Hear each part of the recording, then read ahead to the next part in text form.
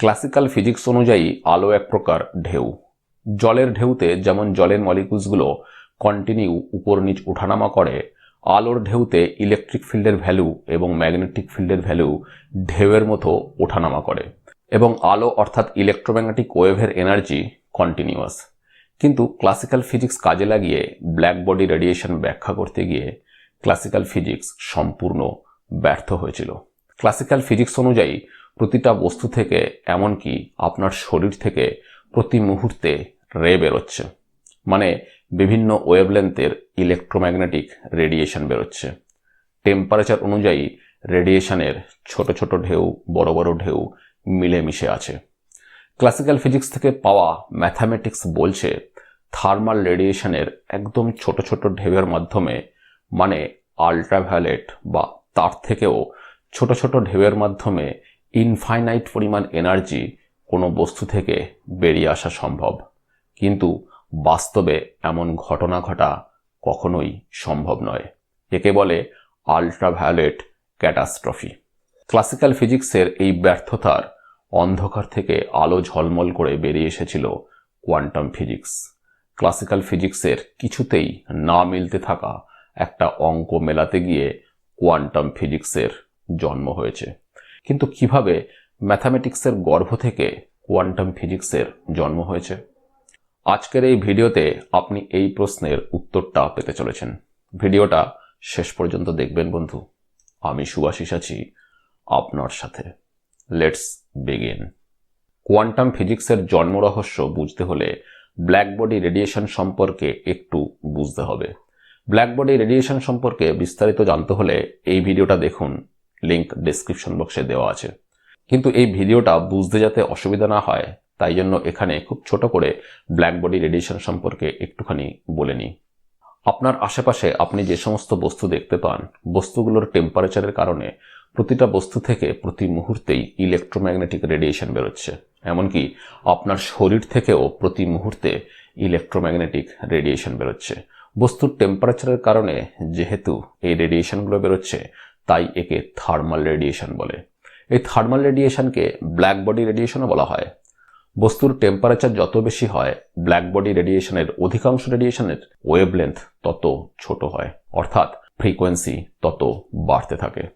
যেমন একটা লোহার বস্তুকে উত্তপ্ত করতে থাকলে প্রথমে বস্তুটা থেকে বড় বড় ওয়েভলেন্থের ইনফ্রারেড ওয়েভ বেরোবে, যেগুলো দেখা যায় না, মানে দেখতে সাহায্য করে না। টেম্পারেচার আরও বাড়ালে আগের থেকে একটু ছোট ছোট ওয়েভলেন্থের রেড লাইট বেরোবে, লোহার বস্তুটা লাল হয়ে যাবে। টেম্পারেচার আরও বাড়ালে আরও ছোট ওয়েভলেন্থের লাইট বেরোবে, অর্থাৎ অরেঞ্জ রেড। টেম্পারেচার আরও বাড়ালে ইয়েলো লাইট বেরোবে, টেম্পারেচার আরও বাড়ালে সাদা। এই রেডিয়েশনগুলো সব ব্ল্যাক বডি রেডিয়েশন। রেডিয়েশনগুলোর বৈশিষ্ট্য বস্তুর টেম্পারেচার পরিবর্তনের সাথে সাথে পরিবর্তন হয়ে যায়। কোনো বস্তুর উপর আলো পড়লে তার একটা অংশ শোষিত হয় এবং বাকিটা প্রতিফলিত হয়, অর্থাৎ কোনো বস্তু থেকে যে রেডিয়েশনগুলো বেরোয় সেগুলোতে ব্ল্যাক বডি রেডিয়েশনের সাথে প্রতিফলিত লাইট অর্থাৎ রিফ্লেক্টেড রেডিয়েশন মিশে থাকে।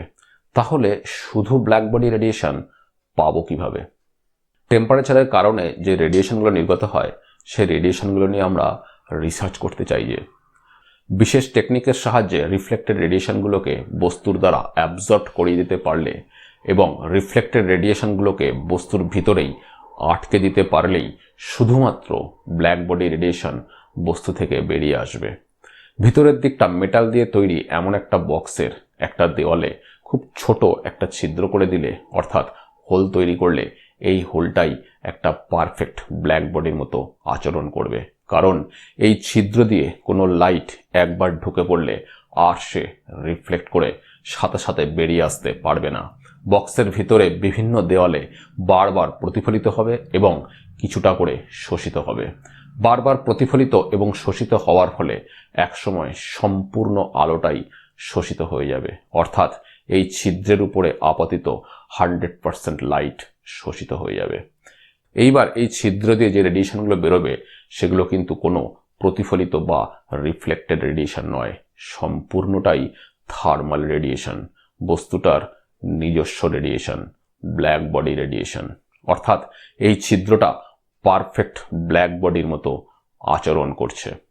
এখন যদি এই অবজেক্টটাকে হিট দিয়ে টেম্পারেচার বাড়ানো হয়, তাহলে অবজেক্টটার ভিতরের মেটালিক সারফেস থেকে টেম্পারেচার অনুযায়ী থার্মাল রেডিয়েশন বের হবে, অর্থাৎ ব্ল্যাক বডি রেডিয়েশন বের হবে, এবং তার একটা অংশ এই ছিদ্র দিয়ে বেরিয়ে আসবে। এই ছিদ্র দিয়ে যে রেডিয়েশনগুলো বেরিয়ে আসবে, সেই রেডিয়েশনগুলোকে নিয়ে আমরা এক্সপেরিমেন্ট করতে পারবো। ভিন্ন ভিন্ন টেম্পারেচারে এই অবজেক্টটা থেকে যে রেডিয়েশনগুলো বেরোচ্ছে, সেই রেডিয়েশনগুলোর ওয়েভলেন্থ কত, ফ্রিকোয়েন্সি কত, তাদের এনার্জি ডেন্সিটি কত ইত্যাদি পরিমাপ করার পর এই গ্রাফগুলো পাওয়া গেল। ওয়েভলেন্থের রেসপেক্টে এনার্জি ডেন্সিটির গ্রাফগুলো হয় এই রকম, আর ফ্রিকোয়েন্সির রেসপেক্টে এনার্জি ডেন্সিটির গ্রাফগুলো হয় এই রকম।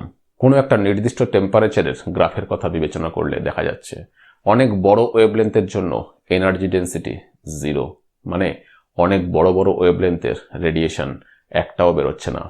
তারপর যত ওয়েভলেন্থ ছোট হচ্ছে তত এনার্জি ডেন্সিটি বেশি হবে।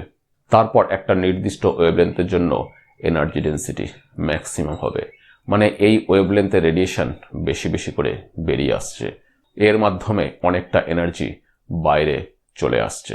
একে বলে ল্যামডা ম্যাক্স। তারপর আবার ওয়েভলেন্থ ছোট হওয়ার সাথে সাথে এনার্জি ডেন্সিটি কমতে থাকবে। যে বস্তু থেকে রেডিয়েশন বেরোচ্ছে তার টেম্পারেচারের উপর এই ল্যামডা ম্যাক্সের ভ্যালু নির্ভরশীল। যত টেম্পারেচার বাড়ানো হবে তত ছোট ছোট ওয়েভলেন্থে রেডিয়েশন বেশি বেশি বেরোবে, মানে গ্রাফটা বাঁদিকে শিফট করে যাবে এবং ল্যামডা ম্যাক্সের ভ্যালু কমতে থাকবে। আর যদি এক্স অ্যাক্সিসে ওয়েভলেন্থ না রেখে ফ্রিকোয়েন্সি রাখা হয়, তাহলে গ্রাফটা টেম্পারেচার বাড়ার সাথে সাথে ডান দিকে শিফট করবে, মানে নিউ ম্যাক্সের ভ্যালু বাড়বে। এখন প্রশ্ন হলো, গ্রাফগুলো দেখতে এই রকম কেন? গ্রাফগুলোকে কিভাবে এক্সপ্লেন করা যাবে? এই ইউনিভার্স যেহেতু ম্যাথামেটিক্যাল প্যাটার্নে কাজ করে, তাই পরীক্ষালব্ধ ফলাফল থেকে পাওয়া বিভিন্ন টেম্পারেচারে এই যে ঢেউ খেলানো গ্রাফগুলো পাওয়া গেছে, এই গ্রাফগুলোর গভীরে নিশ্চয়ই রয়েছে কোনো একটা mathematical equation. Rayleigh and Jeans দুজন সায়েন্টিস্ট ক্লাসিক্যাল ফিজিক্স অ্যাপ্লাই করে যে ইকুয়েশনটা বার করলেন, সেই ইকুয়েশনটা যখন ড্র করা হলো, তখন দেখা যাচ্ছে বড় বড় ওয়েভলেন্থ অর্থাৎ কম ফ্রিকোয়েন্সির ক্ষেত্রে গ্রাফটা পরীক্ষার ফলাফলের সাথে অর্থাৎ প্র্যাকটিক্যাল ফাইন্ডিংসের সাথে ম্যাচ করছে, কিন্তু আল্ট্রাভায়োলেট এবং তার থেকেও হাই ফ্রিকোয়েন্সির ক্ষেত্রে ম্যাচ করছে না।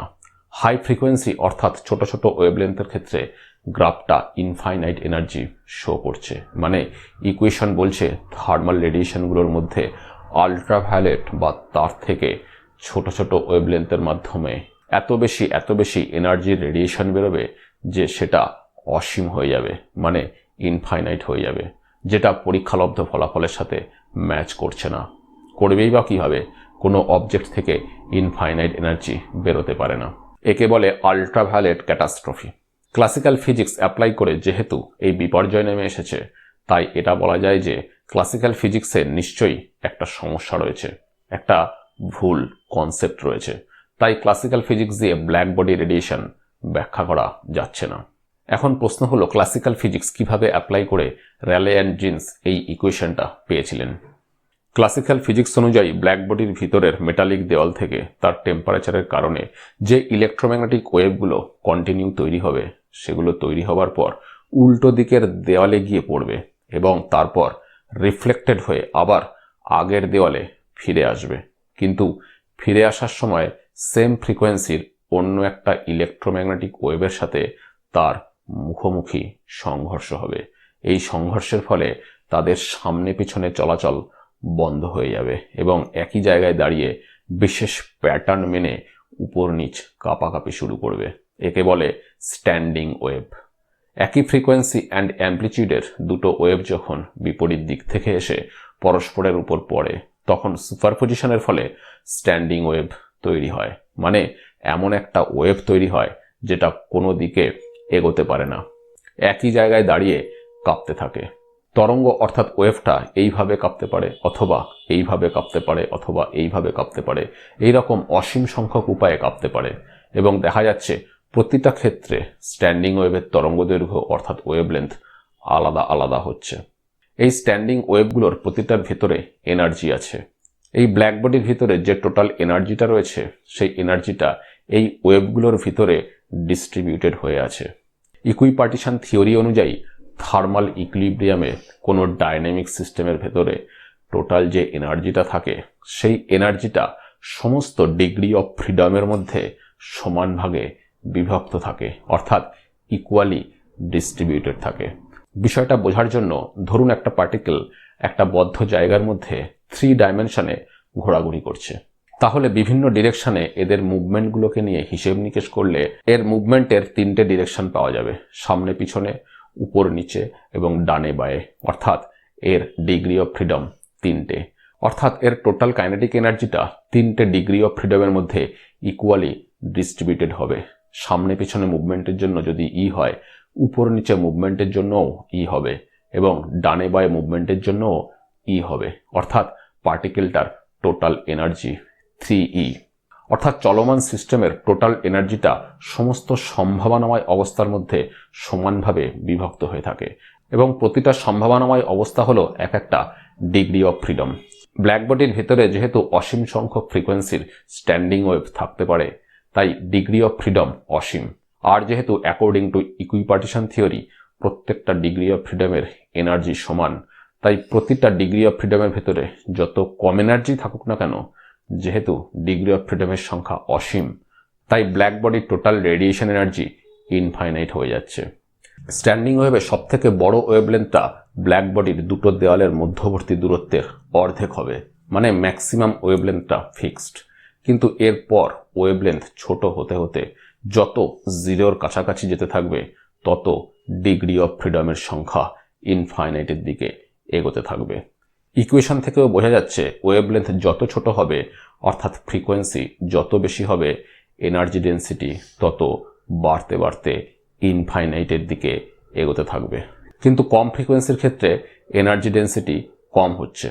Rayleigh and Jeans classical physics apply করে একটা নির্দিষ্ট ফ্রিকোয়েন্সি ইন্টারভ্যালের জন্য স্ট্যান্ডিং ওয়েভের ডিগ্রি অফ ফ্রিডম কতগুলো হবে সেটা ক্যালকুলেট করলেন এবং প্রতিটা ডিগ্রি অফ ফ্রিডমের জন্য ইকুইপার্টিশন থিওরি অনুযায়ী অ্যাভারেজ এনার্জি কত হবে সেটা ক্যালকুলেট করলেন। তারপর এই দুটো গুণ করার পর এই ইকুয়েশনটা পেয়েছিলেন। এখন প্রশ্ন হলো সমস্যাটা কোথায়? বড় ওয়েভলেন্থের জন্য ইকুয়েশনটা পরীক্ষার ফলাফলের সঙ্গে ম্যাচ করছে, মানে রিয়েলিটিকে ফলো করছে, কিন্তু ছোট ওয়েভলেন্থের ক্ষেত্রে ম্যাচ করছে না কেন? ম্যাক্স প্ল্যাঙ্ক ভাবতে থাকলেন কোন বেসিক কনসেপ্টটাতে পরিবর্তন আনলে ইকুয়েশনটা রিয়েলিটিকে ফলো করবে। ক্লাসিক্যাল ফিজিক্স অনুযায়ী ব্ল্যাক বডির ভিতরে infinite number of standing wave তৈরি হবে।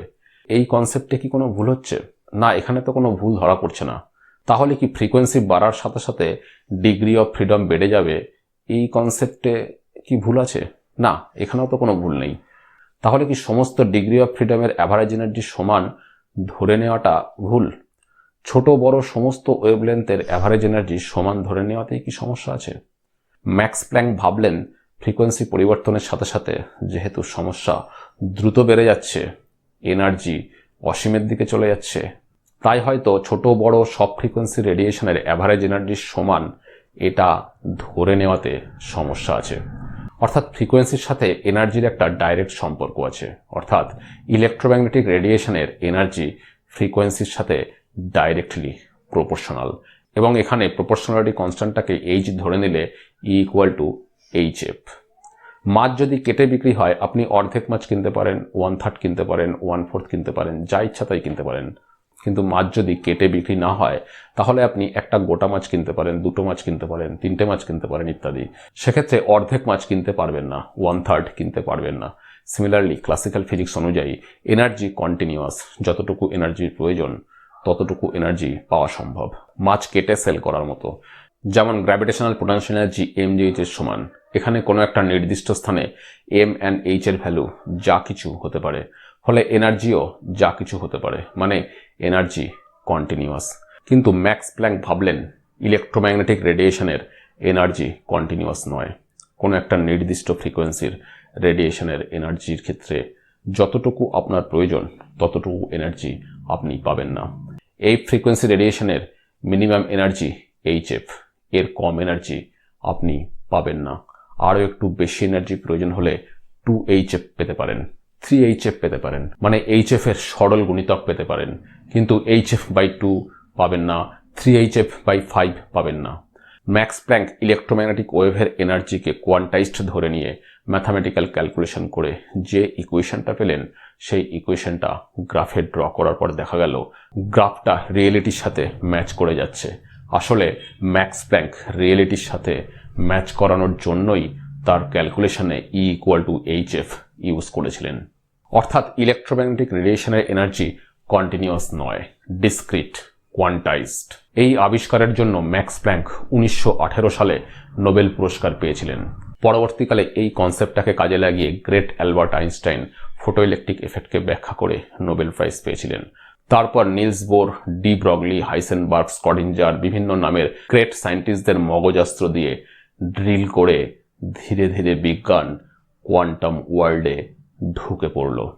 প্রকৃতির গভীরে অন্য এক অদ্ভুত প্রকৃতির সন্ধান পাওয়া গেল। কোয়ান্টাম ফিজিক্সের জন্ম হয়ে গেল। ভিডিওটা কেমন লাগলো কমেন্টে জানাবেন বন্ধু। আপনার একটা ছোট্ট পজিটিভ ফিডব্যাক আমাকে আপনার জন্য নতুন নতুন ভিডিও বানাতে উৎসাহিত করে। ভিডিওটা লাইক এবং চ্যানেলটা আগে সাবস্ক্রাইব করা না থাকলে সাবস্ক্রাইব করার অনুরোধ রইল। Thanks for watching.